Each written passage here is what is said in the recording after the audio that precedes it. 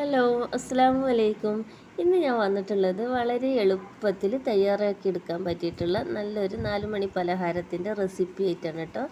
നല്ല മുരുമുരാന്നിരിക്കണ 4 മണി പലഹാരം. ഇനിയിപ്പോൾ സ്കൂളൊക്കെ തുറക്കാൻ പോവുമല്ലേ കുട്ടികൾക്കൊക്കെ.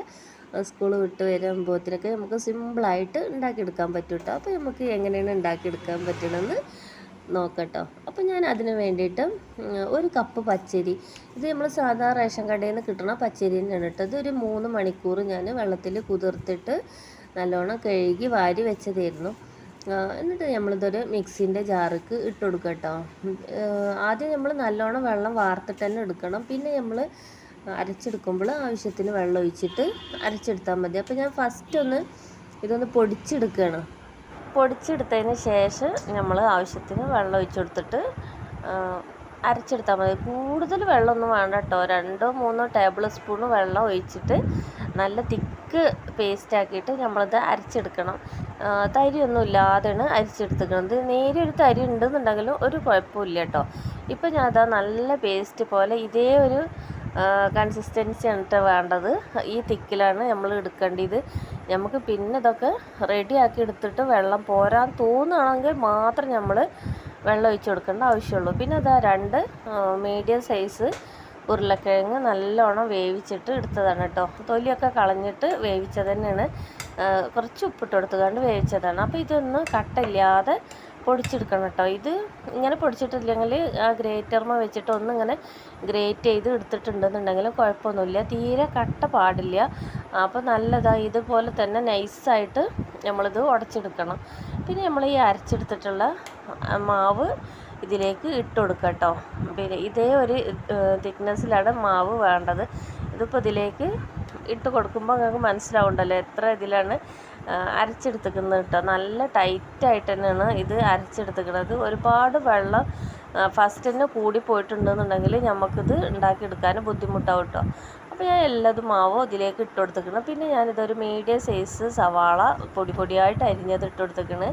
1 കഷ്ണം ഇഞ്ചി പൊടിയായിട്ട് അരിഞ്ഞത് ഇട്ട് കൊടുത്തു. പിന്നെ പച്ചമുളക് നമ്മൾ എരിവിന് ആവശ്യത്തിന് ഇട്ട് കൊടുക്കുക. ഞാനിപ്പോൾ 2 പച്ചമുളകാണ് ചെറുതാക്കി അരിഞ്ഞിട്ട് ഇട്ട് കൊടുത്തിട്ടുള്ളത്.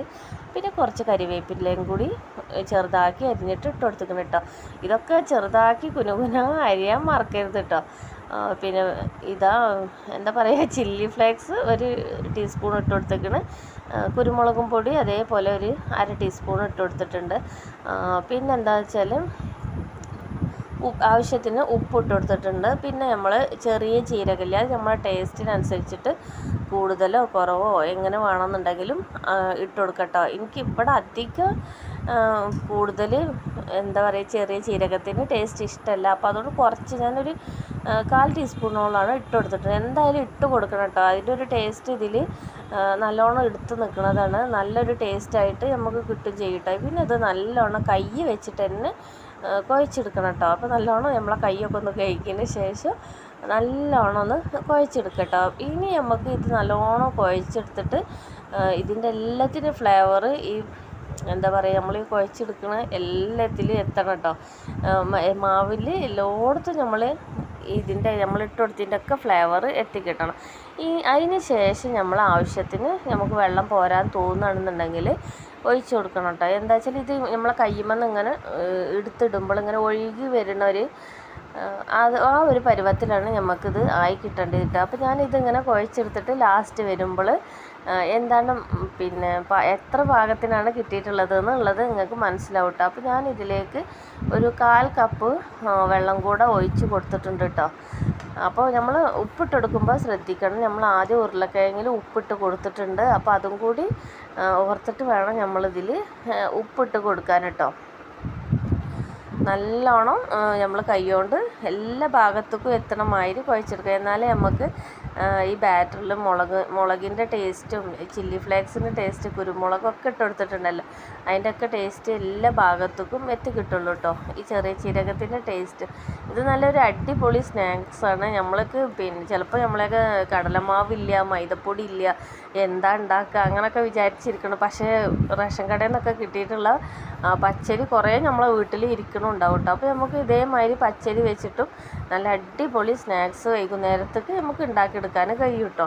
ഇത് നല്ല അടിപൊളി ടേസ്റ്റുള്ള ഒരു സ്നാക്സ് തന്നെയാണ്. അപ്പോൾ എന്തായാലും ഇതെല്ലാവരും ഉണ്ടാക്കി നോക്കണമെന്നേ എനിക്ക് പറയാനുള്ളൂ കേട്ടോ. അപ്പോൾ എല്ലാവരും ഇതൊക്കെ ഉണ്ടാക്കി നോക്കുക. അപ്പോൾ ഇതേമാതിരി ഇത് നമ്മളിങ്ങനെ കയ്യേറ്റ് കുഴച്ചിട്ട് ഈ മാവിനൊരു മയം വരാണ്ട് നല്ലൊരു സ്മൂത്തായിട്ട് ഇങ്ങനെ കിട്ടും കേട്ടോ. അപ്പോൾ നമ്മളിങ്ങനെ കൈ കൊണ്ട് ഇങ്ങനെ ഇട്ട് നോക്കുമ്പോൾ നമുക്കിങ്ങനെ തിളച്ച എണ്ണയിലേക്ക് ഇട്ട് കൊടുക്കാനുള്ളതല്ലേ. അപ്പോൾ ആ ഒഴുകി വരുന്നൊരു പരുവത്തിൽ കിട്ടും.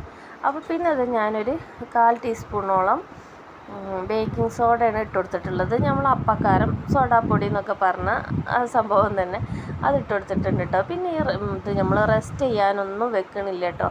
അപ്പം തന്നെ നമുക്കിത് ഉണ്ടാക്കിയെടുക്കാം. നല്ല ചൂടോടെ കഴിക്കും ചെയ്യും കേട്ടോ. ഞാനിപ്പോൾ ഇത് നമ്മളെ പണികളൊക്കെ കഴിഞ്ഞതിൻ്റെ ശേഷം, ഉച്ചക്കത്തെ പണികളൊക്കെ കഴിഞ്ഞതിൻ്റെ ശേഷം നമ്മൾ അടുക്കളയിൽ നിന്ന് പോരുന്ന നേരത്തെ ഒരു കപ്പ് അരി എടുത്തുകൊണ്ട് വെള്ളത്തിലിട്ടാൽ മതി. പിന്നെ വൈകുന്നേരം മക്കളൊക്കെ സ്കൂളൊക്കെ വിട്ട് വരുന്ന നേരം ആകുമ്പോഴത്തേനും നമുക്കിത് ഉണ്ടാക്കിയിട്ട് പൊരിച്ചെടുത്താൽ മതി. റെസ്റ്റ് ചെയ്യാനൊന്നും വെക്കണ്ടല്ലോ. പിന്നെ നമ്മൾ ഈ മാവ് ഒരു അരികിൽ നിന്ന് ഇങ്ങനെ നമ്മളെ കൈ കൊണ്ട് ഇങ്ങനെ കോരിയെടുത്താൽ മതി കേട്ടോ. അപ്പോൾ ഞാൻ പരന്ന പാത്രത്തിലാണ് ഓയിൽ ഒഴിച്ചിട്ട് വെച്ചിട്ടുള്ളത്. അപ്പോൾ എന്താ വെച്ചാൽ കുറേ നമുക്ക് ഒറ്റയടിക്ക് തന്നെ ഉണ്ടാക്കിയെടുക്കാം. കുണ്ടുള്ള പാത്രത്തിലാണ് വെക്കണമെന്നുണ്ടെങ്കിൽ ഇത്രത്തോളം നമുക്ക് ഉണ്ടാക്കിയെടുക്കാൻ കഴിയൂല, കുറച്ചെല്ലാം ഉണ്ടാക്കിയെടുക്കാൻ കഴിയുള്ളൂ. അപ്പോൾ ഇതാവുമ്പോൾ കുറച്ച് എണ്ണയും മതി, നല്ല പരന്നിട്ട് കുറേ നമുക്ക് ഉണ്ടാക്കിയെടുക്കാം. അപ്പോൾ അതിന് വേണ്ടിയിട്ടാണ് ഞാനിങ്ങനെ പരന്ന പാത്രം. അതൊക്കെ ഒരു ടിപ്പാണ് കേട്ടോ. നമ്മൾ ഒറ്റയടിക്ക് പെട്ടെന്ന് പണിയൊക്കെ കഴിച്ചിട്ട് നമുക്ക് പോവാം കേട്ടോ. അപ്പോൾ നല്ലോണം വീർത്തിട്ട് വരും കേട്ടോ. ഇത് നമ്മളിങ്ങനെ ഇട്ട് കൊടുക്കുമ്പോൾ നല്ല ഇതായി നമ്മൾ ഇത് നിറയെ ഇട്ട് കൊടുക്കുമ്പോഴത്തേന് ഒരു ഭാഗം ഇട്ട് കൊടുക്കുമ്പോഴത്തേന് ഒരു ഭാഗം ഒരുവിധമൊക്കെ ആയി കിട്ടിയിട്ടുണ്ടാവും കേട്ടോ. അപ്പോൾ നമുക്ക് മറിച്ചിടാനും എളുപ്പമാണ്. അപ്പോൾ നമ്മൾ ഈ ഭാഗം മറിച്ചിട്ട് വരുമ്പോഴത്തേന് അപ്പുറത്തെ ഭാഗവും ആയി കിട്ടിയിട്ടുണ്ടാവും നമ്മൾ ഇട്ടതൊക്കെ കേട്ടോ. അപ്പോൾ അതുകൊണ്ട് പെട്ടെന്ന് തന്നെ ഉണ്ടാക്കിയെടുക്കുക. പിന്നെ ഇത് ഒരുപാട് എണ്ണ കുടിക്കുക അങ്ങനത്തെ പേടിയൊന്നും വേണ്ട കേട്ടോ. ഇത് നമ്മൾ അരിയിലുണ്ടാക്കിയ സാധനം ആയതുകൊണ്ട് ഒരുപാട് മൈദ കൊണ്ട് ഉണ്ടാക്കിയ മൈദ എണ്ണ കുടിക്കുന്നുള്ള പേടിയൊന്നും വേണ്ട കേട്ടോ. നമുക്ക് നല്ല ഇതിൽ തന്നെ നല്ല ക്രിസ്പി ആയിട്ട് തന്നെ കിട്ടും കേട്ടോ. അപ്പോൾ ഞാനിതെല്ലാം ഇതേമാതിരി മറിച്ചിട്ട് കൊടുക്കുന്നുണ്ട് കേട്ടോ. നല്ല 2 ഭാഗം മറിച്ചിട്ടിട്ട് നല്ല ഗോൾഡൻ കളർ ആകുമ്പോൾ നമുക്കിത് വറുത്ത് പോരാം.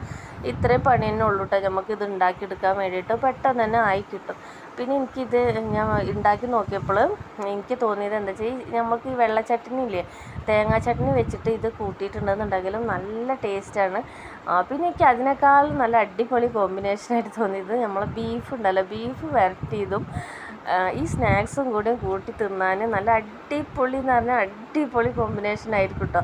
അപ്പോൾ ആരെങ്കിലും ഈ സ്നാക്സൊക്കെ ഉണ്ടാക്കുമ്പോൾ ആരെങ്കിലും വീട്ടിൽ ബീഫൊക്കെ വരട്ടി വെച്ചിട്ടുണ്ടെന്നുണ്ടെങ്കിൽ അതും കൂടി കൂട്ടിയിട്ട് കഴിച്ച് വെക്കൊണ്ട് നല്ല അടിപൊളി കോമ്പിനേഷൻ ആയിരിക്കും കേട്ടോ.